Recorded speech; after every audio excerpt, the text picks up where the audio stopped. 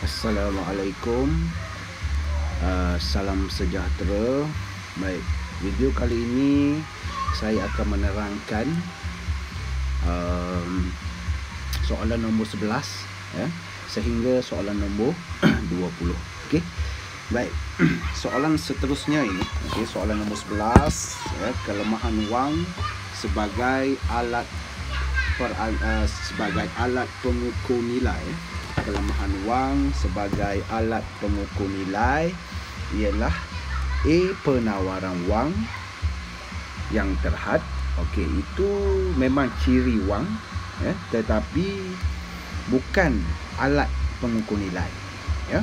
B. Halaju pusingan wang yang tetap ya. Tidak semestinya ya. Tidak semestinya kalau ikut Keynes ya, tidak semestinya ya.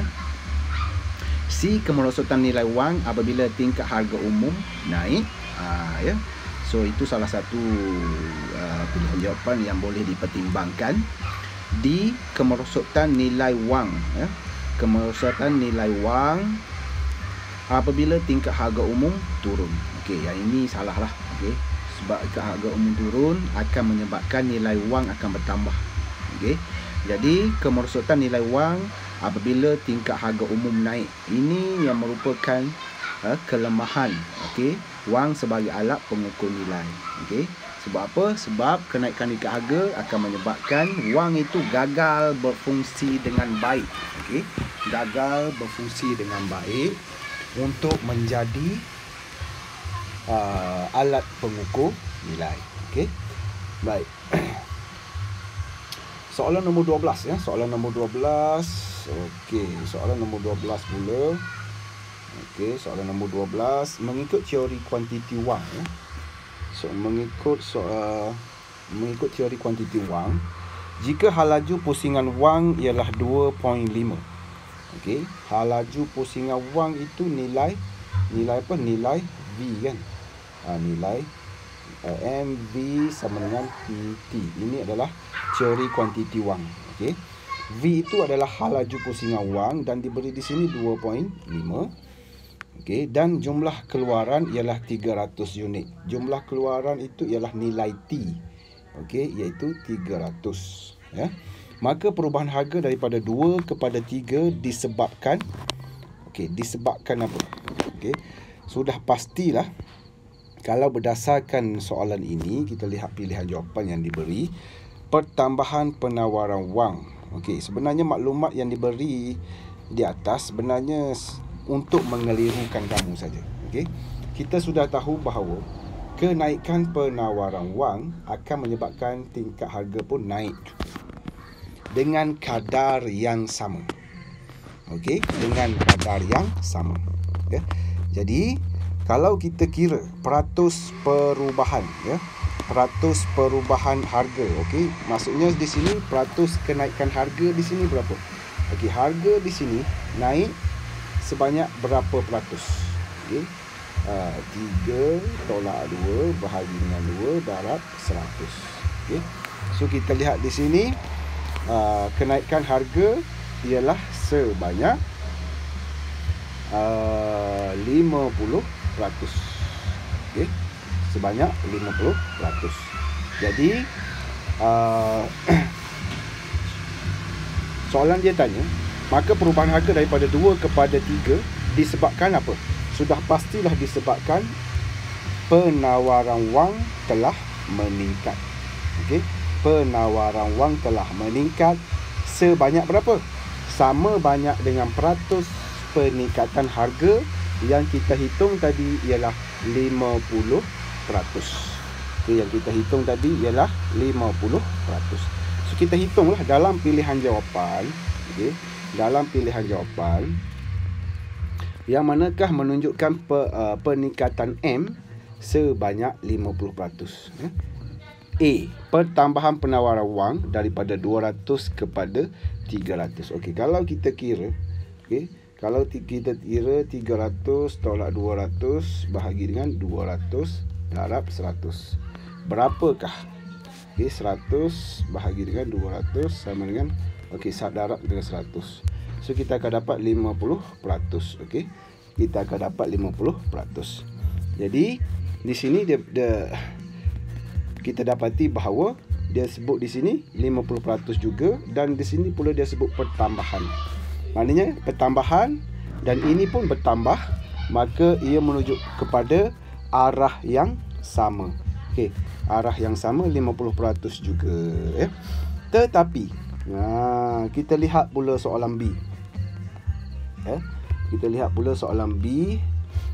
Soalan B. Pilihan jawapan B ya, 50%. Tapi sama dah tu, sama-sama 50% kan. Tapi macam mana ya, kita nak hitung supaya ianya menunjukkan perubahan maklumat yang diberi dalam data tersebut. Dalam soalan itu ada diberi data tambahan dan ada diberi data tambahan, dan apakah kegunaan data tersebut kan. Kita kena lihat dulu. Okey. Jadi sebenarnya kita kena kira seperti biasa sebenarnya. Okey. Kita kena kira seperti biasa. Kita tidak boleh maknanya saya tunjukkan tadi kepada kamu ialah gangguan dalam soalan, dan gangguan dalam soalan. Soalan ini sememangnya untuk mengelirukan. Okey. Jadi yang pertama kita kena lihat, kita kena kira dulu, iaitu kita kena hitung nilai M pada harga 2 dulu kan, dengan menggunakan persamaan MV sama dengan PT kan, dan M V sama dengan berapa? 2.5. Okey, sama dengan P nya 2. Kita kira P dulu. Okey, P 2 dan T nya ialah 300. Okey, 300 kan. Baik. So sekarang kita dapati bahawa 2.5 M sama dengan 600. Okey, 600. So M sama dengan 600 bahagi dengan 2.5 kan. So 6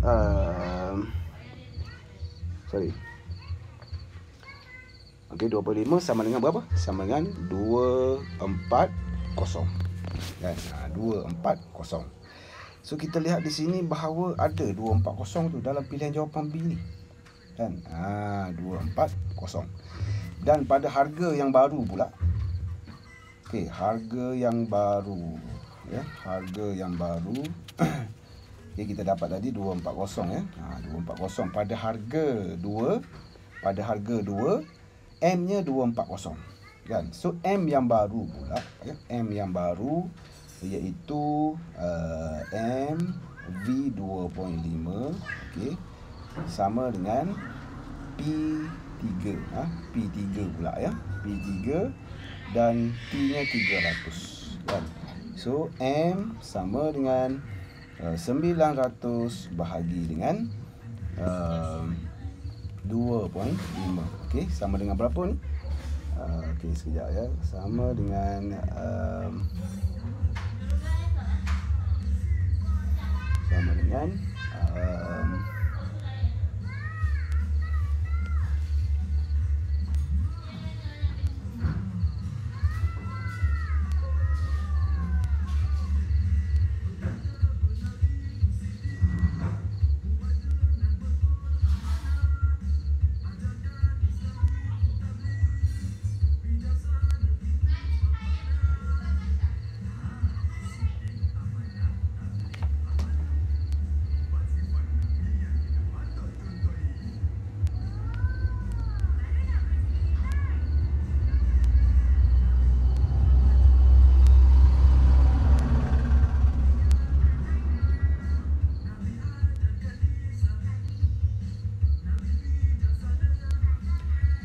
jadi 240 ya. Ada 240 di sini kan. Jadi kita dapat 900 bahagi dengan 2.5 ya. 900 bahagi dengan 2.5, 2250 bahagi 900 bahagi 2.5. Okey, 360 kan. Okey, 360. So sinilah ya. Jadi jawapannya adalah B. Okey. Jawapannya adalah B. Okey.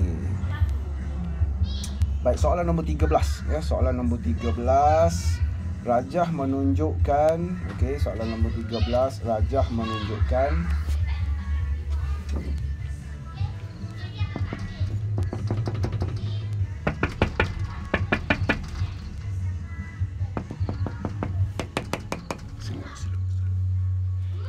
okey, soalan nombor 13 ya. Soalan nombor 13, rajah di bawah menunjukkan kelok permintaan wang.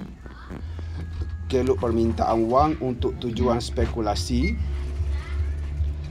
dan permintaan wang dan jumlah permintaan wang lah. Okey, dan jumlah permintaan wang. Maksudnya di sini ini rajah, okey. Rajah ini adalah permintaan wang untuk spekulasi sahaja, dan ini semua spekulasi tambah awasan dan tambah urus niaga. Okey, tambah maknanya jumlah permintaan wang. Ini tapi ini untuk spekulasi sahaja. Okey, itu maksud soalan dia. Baik, jadi jadi permintaan wang untuk tujuan urus niaga dan awasan ialah kan daripada maklumat ini. Okey, kita kena ingat ya bahawa MD, okey, permintaan wang untuk tujuan urus niaga dan awasan. MD terdiri daripada permintaan wang ini terdiri daripada permintaan wang MDS tambah MDT kan, dan tambah MDA lah. Okey, untuk awasan tu kita letak A kan.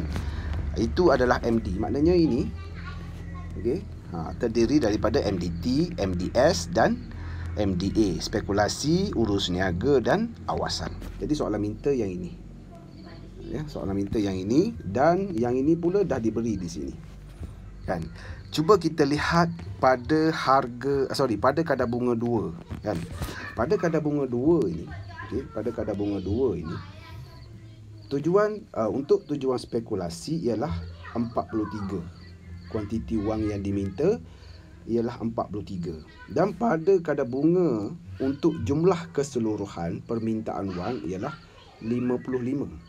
Jadi untuk dapatkan permintaan wang untuk urus niaga dan awasan, okey, kita perlu tolaklah MD, tolak ke sini. Dan jadi dia akan dapat MD tolak dengan MDT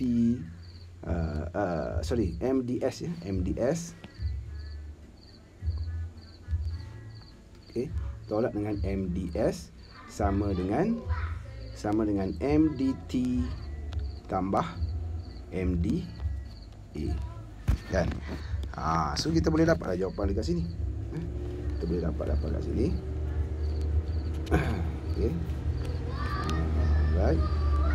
Iaitu sama dengan pada kadar bunga 2. Okey, pada kadar bunga 2 kita ambil 55 tolak 43 kan. 43. So sama dengan 55 tolak 43 jadi 12 kan. 12. So jawapan dia ialah 12 juta lah.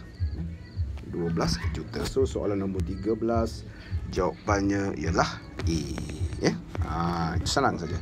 Sama juga kalau kamu kira pada kadar bunga 3 ya. Kamu akan dapat 12 juga. Sebab apa? Sebab permintaan wang untuk tujuan urus niaga dan awasan tidak dipengaruhi oleh kadar bunga ya, tidak dipengaruhi oleh kadar bunga ya. Jadi contoh, kalau kamu kira pada kadar bunga 3 iaitu 36 tolak 24 ya, kamu akan dapat 12 juga. Okey, ya. Baik. Soalan nombor 14, dalam operasi perasaran terbuka, tindakan bank pusat menjual, ini keyword dia, menjual surat jaminan kepada orang ramai menyebabkan, kalau jual dia akan menarik wang daripada pasaran kepada bank pusat semula kan. Kalau bank pusat itu menjual, so ia akan mengurangkan penawaran wang dalam pasaran sebab dia menjual kan. Lainlah kalau bank pusat itu membeli kan. Kalau membeli, bank pusat akan membayar dengan wang. Wang itu akan masuk dalam pasaran semula dan mengambil surat jaminan itu kepada bank pusat semula. So yang akan beredar di dalam pasaran ialah wang lah, okey, dengan membeli semula surat jaminan kerajaan. Tapi di sini dia sebut menjual. Bila menjual, masyarakat akan memegang, akan membeli.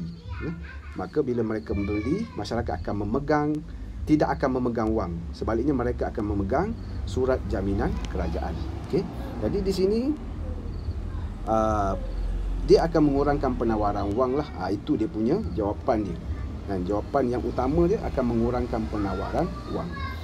Jadi A, penawaran wang, kadar bunga, pelaburan dan pendapatan negara menurun. Tidak benar.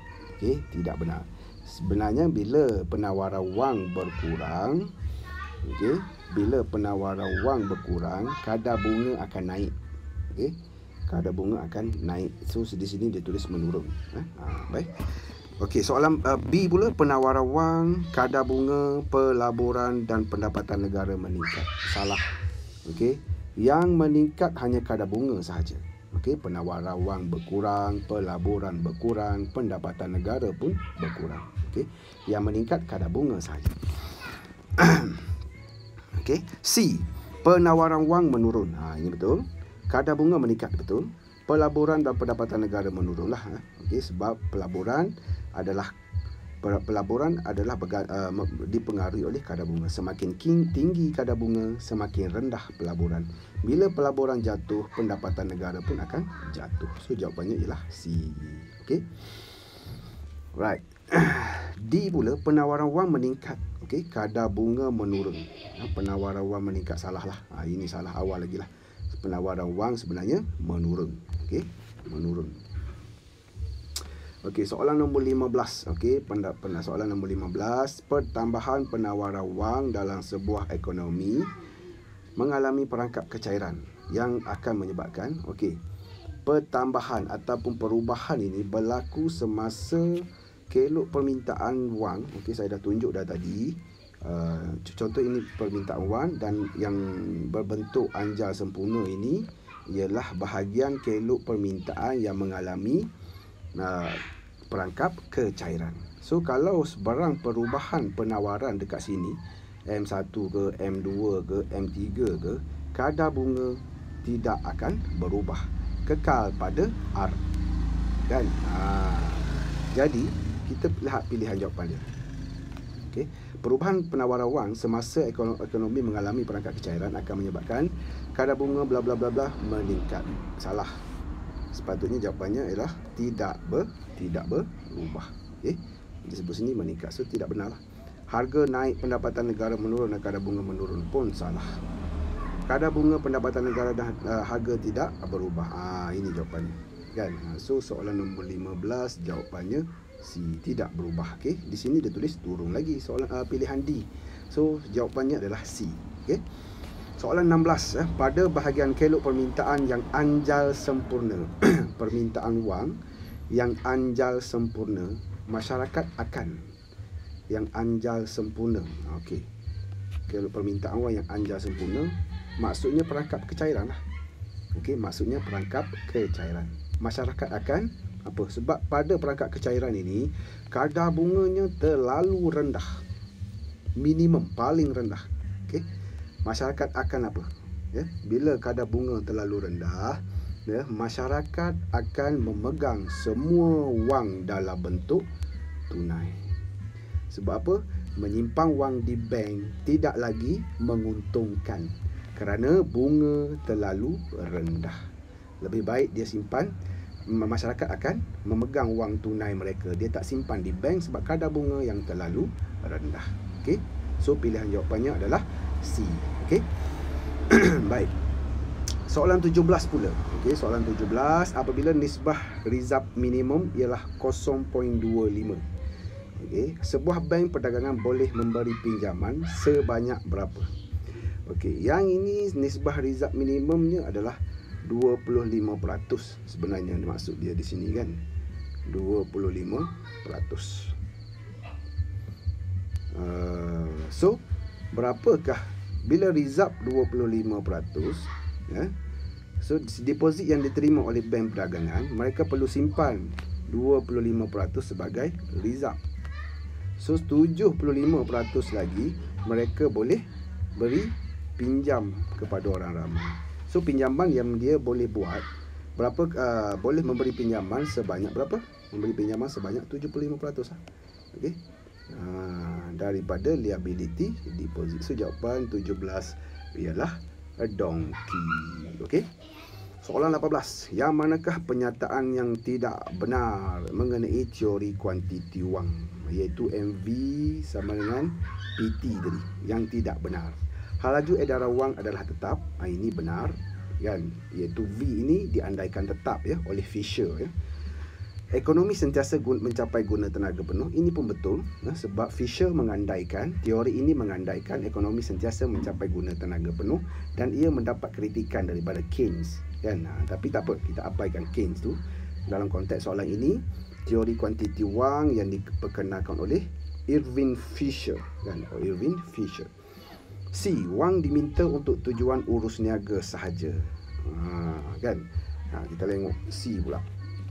Dia benar D. Perubahan permintaan wang permintaan agregat mempengaruhi harga dan keluaran negara. Baik. So untuk soalan nombor 18 ini, perubahan permintaan agregat mempengaruhi harga dan keluaran negara. Ini adalah teori yang diperkenalkan oleh Keynes. Okay? Keynes, bukan oleh kuantiti wang Fisher ini. Okay? Keynes, kalau menurut Keynes, kita dah lukis rajah bagaimana penawaran wang mengubah kadar bunga, mengubah pelaburan, mengubah tingkat harga, mengubah AE, mengubah tingkat harga dan mengubah pendapatan negara. Dan ini dibuat oleh Keynes. Okey, Keynes, ya, teori Keynes, bukan teori kuantiti wang. Okey. Wang diminta untuk tujuan urus niaga sahaja. Ini memang andaian yang dibuat oleh Fisher. Sedangkan menurut Keynes, wang diminta untuk tujuan 3, iaitu urus niaga, awasan dan spekulasi. Itu adalah andaian oleh teori kuantiti wang. Okey, tapi Keynes mengkritik sebenarnya ada 3, ya? 3 tujuan meminta wang. So ini adalah Keynes. So inilah yang tidak benar, D yang tidak benar. So jawapan nombor 18 adalah donkey. Okey. Baik, nombor 19, berikut merupakan fungsi bank pusat bagi sesebuah negara kecuali. Berikut merupakan fungsi bank pusat bagi sesebuah negara kecuali menguruskan hutang negara. Fungsi bank pusat, fungsi bank pusat kecuali. Maknanya dia minta bukan fungsi bank pusat, bukan fungsi bank pusat. Baik. Menguruskan hutang negara memang fungsi bank pusat. Memberi pinjaman kepada orang ramai, bank pusat tidak akan memberi pinjaman kepada orang ramai, kan? C. Mengawal rizal berkanun institusi kewangan. Ini pun memang fungsi dia. D. Menguruskan hutang antara bank perdagangan. Ini pun memang fungsi bank pusat. Yang bukan fungsi bank pusat ialah B sahaja. Ya, bank pusat tidak akan memberi pinjaman kepada orang ramai. Okey. Baik. Soalan nombor 20, soalan nombor 20, jadual di bawah menunjukkan penawaran wang bagi sebuah ekonomi pada satu-satu tahun. Okey. Jadual penawaran wang. Okey, deposit semasa, deposit tetap, deposit tabungan, deposit swasta dan syarikat kewangan dan bank saudagar. Okey. Jadi, soalan dia minta ialah penawaran wang M2 pada tahun tersebut ialah M2. M2 sama dengan M1 M2 sama dengan M1 tambah separa wang. Ya. Separa wang. So separa wang di sini, separa wang di sini merangkumi apa? Separa wang di sini. Separa wang adalah melibatkan deposit tetap dan deposit tabungan. Deposit tabungan. So dekat sini 4 ini sahaja. Okey. 4 ini ini saja yang terlibat. Kamu totalkan ke semua ini. Yang ini dah termasuk M3. Ya, M3. So ini kalau 2 ni ya, M1 ya, M1 ya. Dan bila semua dia akan jadi M2. So jumlah kita totalkan semua ini, kita akan dapat 137,050. Okey, so jawapannya adalah C. Okey.